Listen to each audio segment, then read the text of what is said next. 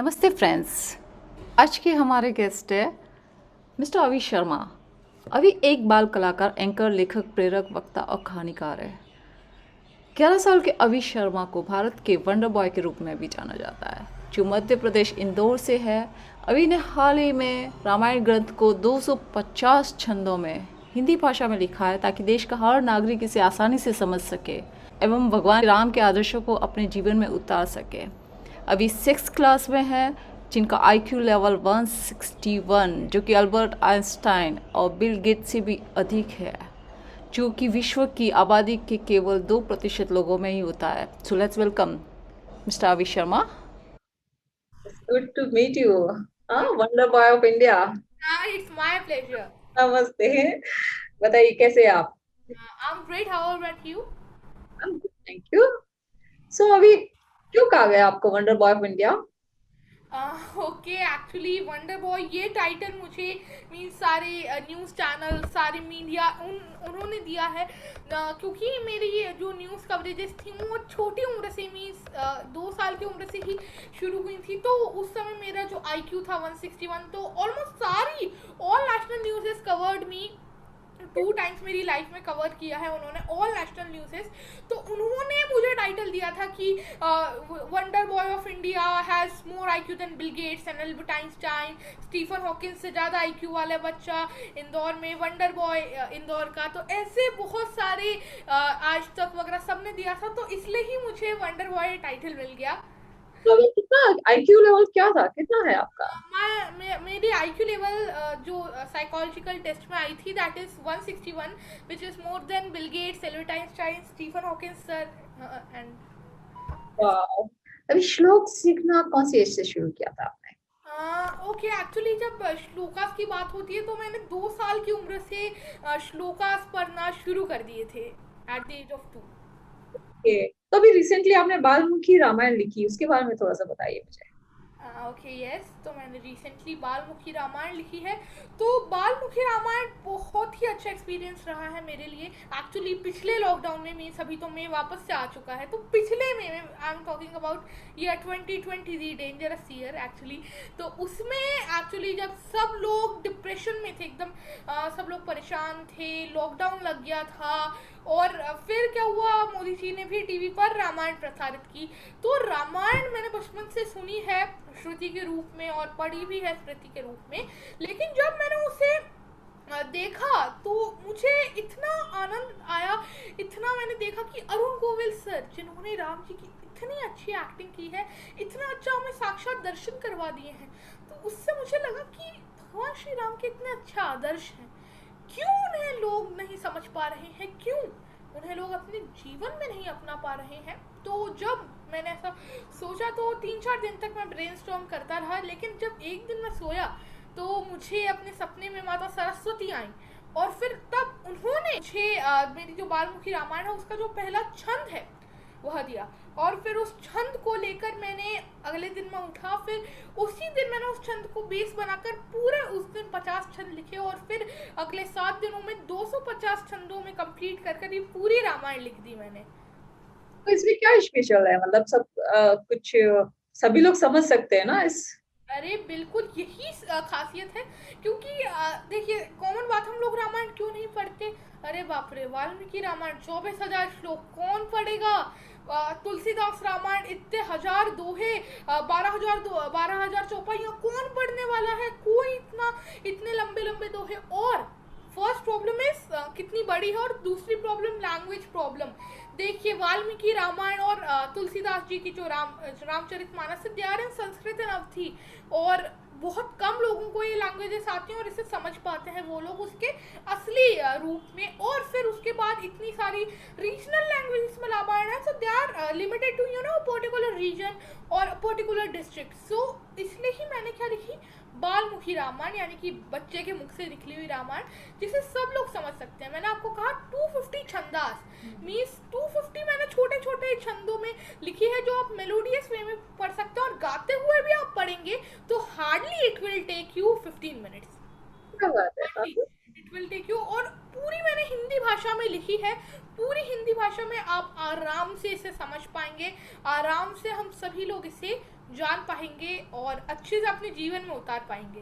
That's the most important thing. ये आपकी book कहाँ पे अवेलेबल है?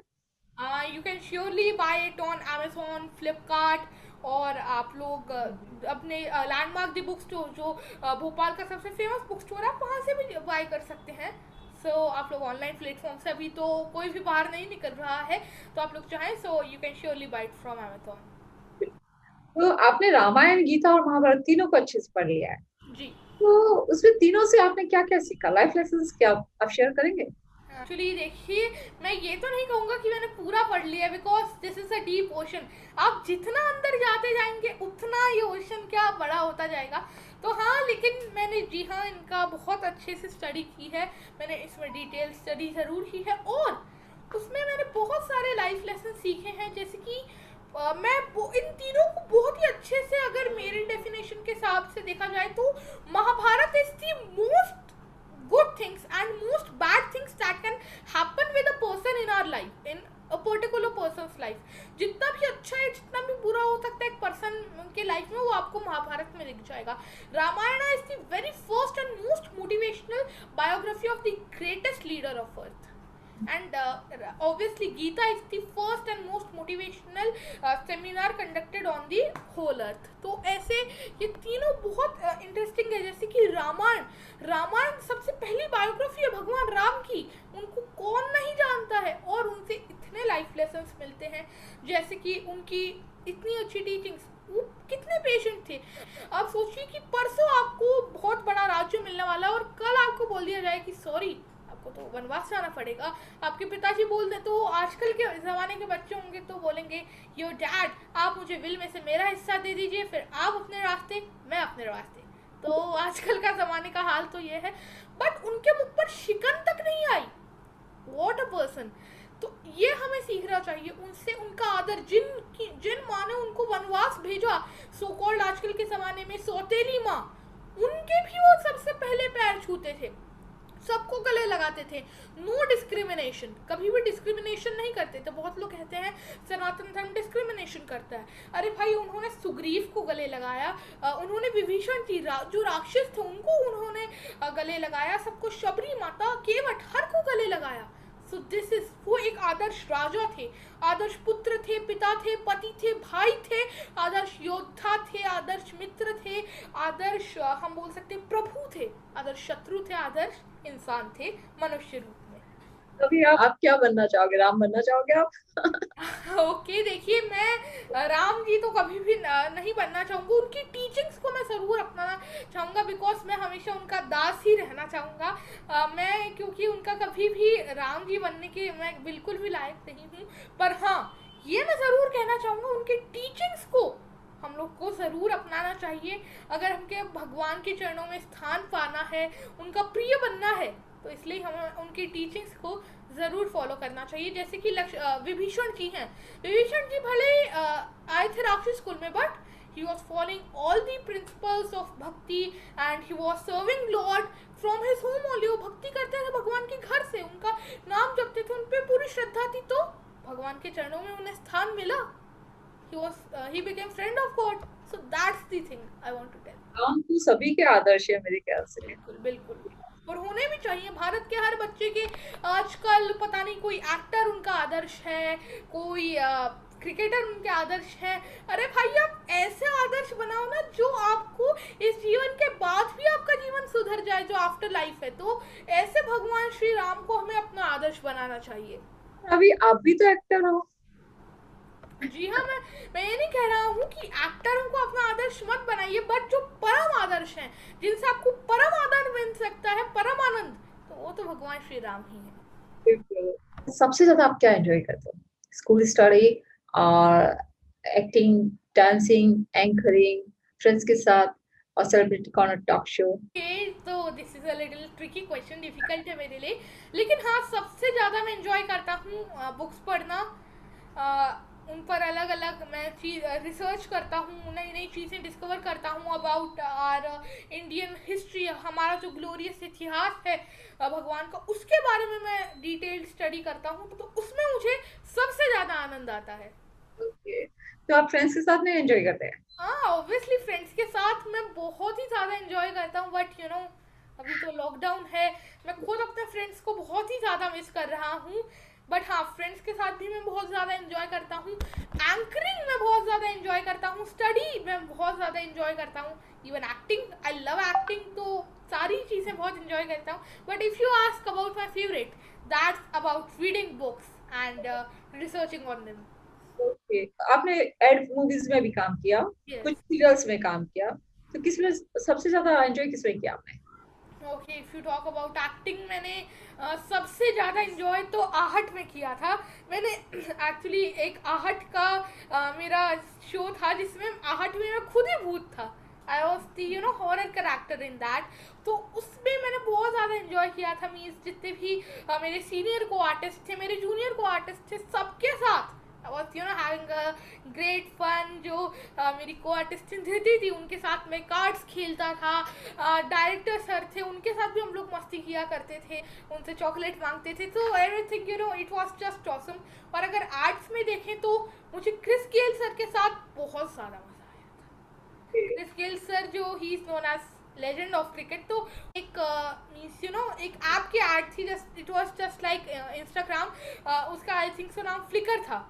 तो उसके लिए मैं ऐड थी जहाँ पर आप कोई भी अपनी जो मेमोरीज, आप कहीं भी जाते हैं वहाँ की आप मेमोरी सेव कर सकते हो। तो जब ऐड में उन्होंने मुझे हरा दिया था, वोल्ट आउट कर दिया था, तो मैं तो रूठ के जा रहा था, वो सारे बाकी खिलाड़ियों के साथ वो सेल्फी ले रहे थे, जिससे कि बाद में जब वो इसी प्लेस पर आए और कहीं इसी टाइम पर हो तो उनको क्या वही चीज़ मेमोरी वो ऐप रिमाइंड कर दी। उनके साथ जब मैंने खेला तो मुझे बहुत ही मज़ा आया। I was in batting and he in ad he was bowling, तो मैं उनकी उनकी बॉल पर means like I was hitting, so that was just an awesome experience. और मैंने जब मुझे याद है मैंने एक 6 भी हिट किया था, सो ही वॉज ऑल्सो शॉक्ड। तो वो ऐसे कुछ मोमेंट्स हर एड में ही थे, but these were my 2 of favourites. Lockdown में आपने कुछ सोशल सर्विस की है, उसके बारे में बताइए। एक्चुअली देखिए, लॉकडाउन में सब लोग इतने डिप्रेस थे, इतने परेशान थे, और स्पेशली बच्चे। ऑनलाइन स्टडीज़ का इतना प्रेशर है, और देखिए ऑनलाइन हो चाहे ऑफलाइन हो, मैथ हर बच्चे को परेशान करता है, और इवन मुझे करता था पिछले साल तक। लेकिन पिछले साल मैंने वैदिक मैथ सीखा। मैंने वैदिक मैथ्स का पूरा, आई बिकेम सर्टिफाइड वैदिक मैथ्स प्रैक्टिशनर। मैंने पूरा अच्छे से उसको जाना। आई had a detailed study on वैदिक मैथ्स। और फिर मैंने पिछले साल से ही वैदिक मैथ्स की क्लासेस लेना भी स्टार्ट की थी। और इस ईयर तो लॉकडाउन में बहुत ही मुझे मजा आ गया जब मेरी क्लासेस में 120 से ज़्यादा स्टूडेंट्स आए। Was like wow. वैदिक मैथ हेल्पफुल है? अरे बिल्कुल, वैदिक मैथ्स बहुत ज़्यादा हेल्पफुल है। उससे आप मैथ के स्क्वायर रूट, क्यूब रूट आसानी से चुटकियों में कर सकते हैं। और अभी वेब सीरीज भी आई थी शकुंतला देवी, आप लोग रामानुजन जी के बारे में जानते होंगे, और आपने सुपर 30 भी देखी। कैसे उसमें जितने भी पीपल थे इतने फास्ट मैथ करते थे। इट्स द वैदिक मैथ्स टॉप सीक्रेट है, कॉन्फिडेंशियल नॉलेज, परम गुह्य ज्ञान। तो इसलिए ही वैदिक मैथ्स में सबको सिखा रहा हूँ। जैसे कि अगर मुझे स्क्वायर करना हो, सपोज मैं एक रैंडम नंबर लेता हूँ 75, तो आई कैन डायरेक्टली से द आंसर दैट इट्स 5625। तो इतना फास्ट हो जाता है वैदिक मैथ्स। इंटरेस्ट ले रहे थे बच्चे? कितने बच्चों ने ज्वाइन किया था? 120? More than 120 students. यस, और बहुत ज़्यादा इंटरेस्ट ले रहे थे। इवन आपको पता ही है कि अभी मैंने आपको कहा था कि मेरी जस्ट अभी क्लासेस ख़त्म हुई थी and I join for you. तो अभी अभी मेरी क्लासेस ख़त्म हुई थी। From now I started a new course, और उसमें भी बच्चे इतना ज़्यादा इंटरेस्ट ले रहे थे। Means when everything gets simplified, the obviously every student has a smile on face। So, is it absolutely free? आप फ्री में ले रहे हो जी हाँ, सब? बिल्कुल। इट्स एब्सोल्युटली फ्री क्लासेस ली थी मैंने पूरे लॉकडाउन में, और सारे ही बच्चों को बहुत ज़्यादा मज़ा आया था। तो ई बाल संस्कार शिविर क्या है आपका? ओके, एक्चुअली ई बाल संस्कार शिविर मेरा तो नहीं है। I give a lecture in that. ई बाल संस्कार शिविर एक्चुअली भारत विकास परिषद के द्वारा कंडक्ट किया जाने वाला एक बहुत ही अच्छा हम बोल सकते हैं कैंप है, समर कैंप, जिसमें वो बच्चों को संस्कार दे रहे हैं। So I had a motivational lecture in that. But हाँ, मैं भी ट्राई कर रहा हूँ कि अपने बच्चों को मैं सिखा सकूँ संस्कार, क्योंकि मिशन संस्कार मैं एक लेकर चल रहा हूँ। मिशन संस्कार बहुत ही ज़्यादा इम्पोर्टेंट इम्पोर्टेंट है, क्योंकि आजकल के हमें बच्चे पता है सारे ही बच्चे भूलते जा रहे हैं हमारी संस्कृति। तो ये मैंने चालू किया है मिशन संस्कार, जिसमें हम लोग बच्चों को छोटी छोटी स्टोरीज के द्वारा, कुछ एक्टिविटीज के द्वारा उन्हें अपनी संस्कृति के बारे में जागरूक करते हैं। मोस्ट ऑफ द चिल्ड्रन भूल गए हैं एक्चुअली। जब से वेस्टर्नर्स का इन्वेशन हुआ है भारत पे, हमेशा ही होता रहा है, तो सभी आकर थोड़ी थोड़ी ऐसा स्लो पॉइजन अपनी हमारी इंडियन संस्कृति को क्या करते चले हैं, डेमोलिश करते चले हैं, और अब तो वो ऑलमोस्ट टूटने के कागार पर है। And even this Vedic maths classes वो भी पार्ट है, क्योंकि Vedic maths obviously it's derived from Vedas which are part of our Indian culture. और जो मैंने बालमुखी रामायण लिखी, this also plays an very important role in my mission Sanskar. और मैं अपने ऑनलाइन वीडियोस के थ्रू अभी और जल्दी ही जूम क्लासेस के थ्रू भी बच्चों को संस्कारों की तरफ मोटिवेट कर रहा हूँ कि कैसे आजकल बेसिक संस्कार ग्रीड कैसे करते हैं, कैसे हम लोग अपने कुछ बेसिक श्लोका मंत्रा जो हर बच्चे को आने चाहिए वो कैसे हम लोग रिसाइट कर सकते हैं। So that I am giving everyone. मैं ट्राई कर रहा हूँ कि जितना मुझसे हो सके हमें संस्कृति को रिवाइव करें, because obviously we Indians are always best then westerners. This is my point. अभी इतनी छोटी सी उम्र में आप बहुत सफल हो चुके हो, इसका श्रेय किसको देते हो आप? देखिए, सफलता का श्रेय तो मैं भगवान श्री कृष्ण को ही देना चाहूँगा। पर अब भगवान श्री कृष्ण उन्हीं को सारा श्रेय जाता है, क्योंकि आप देखिए वही सबको कंट्रोल कर रहे हैं, वही सारे कारणों के कारण है, एज मेंशन्ड इन ब्रह्म संहिता। तो वह गीता में भी कहते हैं in 7.8 7th chapter shloka number 8 that रसोहांसु कौन्तेय प्रभास्मि शशि सूर्ययो प्रणवः सर्ववेदेषु शब्दः खे पौरुषम नशु। Means I am the strength in मनुष्य में क्या हूँ, स्ट्रेंथ हूँ। मनुष्य जो भी काम करता है उसमें जो सामर्थ्य है वो मैं हूँ, तो मुझ में भी जो सामर्थ्य है वह भगवान का ही रूप है। तो इसलिए ही मैं यही मानता हूँ कि जितनी भी मैंने एक्टिविटीज़ की हैं वो उन्हीं का आशीर्वाद है। एंड देन ऑब्वियसली मेरे सारे वेल विशर्स, मेरे नाना जी और मेरी मदर फादर, उनको मैं 100% इसका क्रेडिट देना चाहता हूँ। तो दैट्स दी थिंग कि श्री कृष्णा, मेरे मम्मी पापा और आप सभी जितने भी अभी लोग हमें देख रहे हैं, वेल विशर्स और ब्लेसिंग्स आपकी की वजह से ही मैं आज इस मुकाम तक पहुंचा हूँ। अभी आप इतने अच्छे कैसे हो?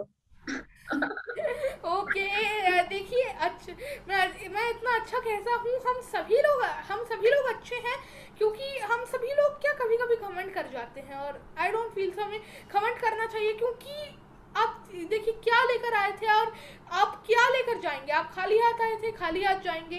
तो बीच में इतना सा ये जो बीच में घमंड आ जाता है वो फिर इंसान को पूरा ही चकनाचूर कर देता है, क्योंकि आखिरी में देखिए सारी चीज़ों के स्वामी तो वो ही है भगवान।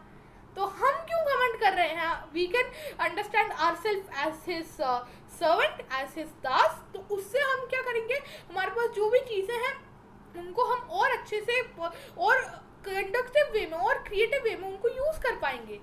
तो कभी भी मेरे हिसाब से मुझे घमंड नहीं करना चाहिए हम लोगों को, और that's why it's the reason कि आप कह रही हैं मैं गुड हूँ। थैंक यू सो मच, बहुत बहुत धन्यवाद। अभी से धर्म को समझ गए हो, अरे छोटी देखिए, सी बहुत बहुत धन्यवाद, ये भगवान का ही आशीर्वाद है, क्योंकि मेरे हिसाब से उनका यही कहीं ना कहीं मोटिव है, उनकी हर बात के पीछे कुछ मोटिव होता है, तो जिससे कि मैं सब चीज़ें फैला सकूं सारे लोगों तक, क्योंकि मेरा यही मिशन है that spread the all the knowledge of Gita and Ramayana, and everyone should read and everyone should understand the divine position of his lordship Shri Krishna.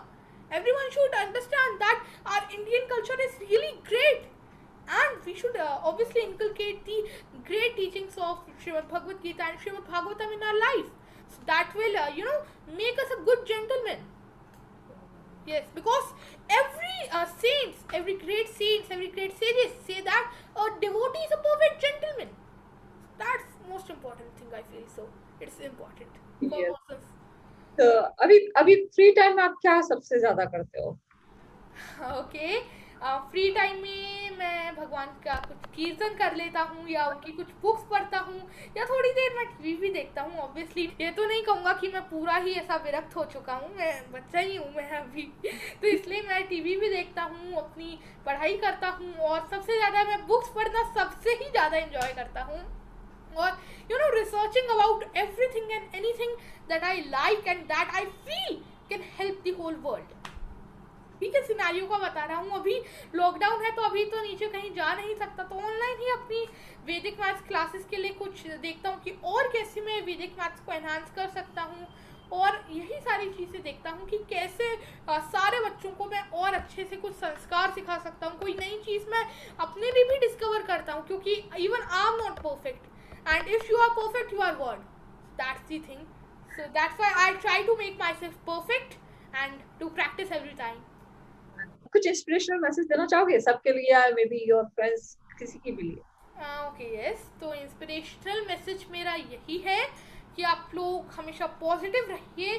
देखिए अभी कोरोना का इतना टीडियस टाइम चल रहा है कि सब लोग कोरोना से ज़्यादा कोरोना का डर ही लोगों को मार रहा है, डर ही लोगों को इतना परेशान कर रहा है, तो इसलिए ही डरना नहीं है, डरने से कुछ नहीं होगा। अगर अदृश्य वायरस आपको डरा सकता है तो अदृश्य भगवान आपको बचा भी सकता है। ये बात ध्यान रखिए, be positive and always have faith in Shri Krishna and the scriptures. आप लोग सारी इंडियन कल्चर को समझिए, इंडियन कल्चर पर हमेशा अडिग रहिए, तो मैं यही कहना चाहूँगा। और ऑर्गन डोनेशन अवेयरनेस पे कुछ मैसेज देना चाहोगे आप?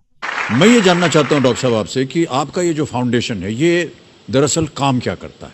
अगर मैं बहुत छोटे से बोलूं तो हम एक ब्रिज हैं डोनर और रेसिपिएंट के बीच में। बिल्कुल, organ donation is very important, क्योंकि अंगदान इज ऑल्सो नोन एज महादान। आप एक अंगदान से, क्योंकि देखिए ह्यूमन बॉडी, हमारी साइंस काफ़ी प्रोग्रेस कर चुका है, लेकिन ह्यूमन बॉडी के जो ऐसे पार्ट्स हैं वो गाड़ियों के स्पेयर पार्ट्स की तरह भी मार्केट में नहीं बिकते और ना ही उन्हें रिपेयर पूरी तरह से किया जा सकता है। तो किसी एक के इस वर्ल्ड से जाने के पश्चात उनके जो ऑर्गन्स हैं वो किसी एक की ही नहीं, उनकी पूरी फैमिली, उनके रिश्तेदार, उनके फ्रेंड्स के फेस पर मुस्कान ला सकता है। जैसे कि छोटी सी मुझे स्टोरी याद आ रही है कि एक बार एक बच्चा जा रहा था अपने फादर के साथ और वो बार बार बोल रहा था कि देखिए पापा कितनी अच्छे पेड़ हैं, कितने सुंदर सुंदर हवाएं चल रही हैं, कितनी बढ़िया से सारे पहाड़ हैं। तो उनके जो भी पास में ट्रेन में बैठे थे उन्होंने कहा इन्होंने कभी ये सब चीज़ें देखी नहीं है क्या, तो ये ऐसे क्यों रिएक्ट कर रहे हैं, मीन्स वो he was being annoyed by him. तो उनके फादर ने कहा कि नहीं, इन्होंने चीज़ें कभी नहीं दिखी, because by birth he was blind, by birth he was blind. तो इसलिए ही जब उनकी आज इसकी माँ का देहांत हुआ और मैं उनके ऑर्गन डोनेशन की वजह से आज उनको आँखें मिली हैं, तो तभी ये वर्ल्ड देख पा रहा है। तो आप सोचिए उस बच्चे के मुख पर जब इतनी खुशी आ सकती है एक अंगदान से, तो बिल्कुल ही आप लोगों को भी मैं कहूँगा अंगदान महादान है, इसे ज़रूर ही आप लोग भी प्रमोट कीजिए, सपोर्ट कीजिए और करिए भी। अभी हम आपको अहमदाबाद इनवाइट करेंगे, आपके लिए एक गिफ्ट है। आपको हम अहमदाबाद इनवाइट करते हैं and there is free cruise trip for you.